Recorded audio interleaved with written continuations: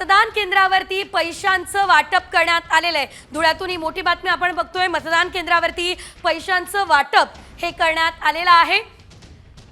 पैसे वाटणाऱ्याला नागरिकांनी मात्र चोप दिलेला आहे। थेट मतदानाच्या दिवशी मतदान केंद्रावर अशा प्रकारे पैशांचं वाटप करण्यात आलेलं आहे। आज जर आपण बघितलं तर पहाटे 5 ते 6 वाजेपासूनच अशा प्रकारच्या बातम्या समोर येण्यास सुरुवात झालेली होती। मोठ्या प्रमाणात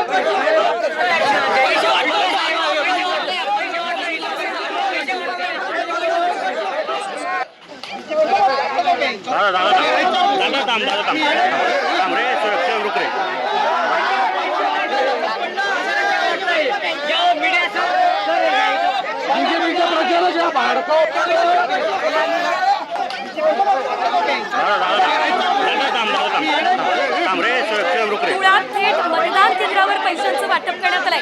हा व्यक्ती कोण आहे, कुठल्या पक्षाचा होता का, काय माहिती नेमकी मिळते?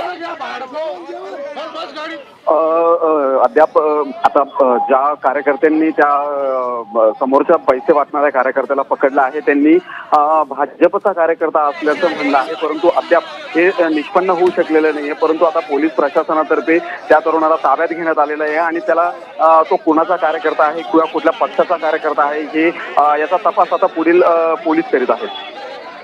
बिलकुल भूषण, आपण बघतोय की या ठिकाणी कशा पद्धतीनं सगळी हमलाकुंडी झालेली आहे आणि या कार्यकर्त्याला आता पोलिसांनी ताब्यात तर घेतलेलं आहे। कारवाई नेमकी काय होते हे पाहणं देखील तितकंच महत्त्वाचं। धन्यवाद आपण दिलेल्या सविस्तर माहितीसाठी।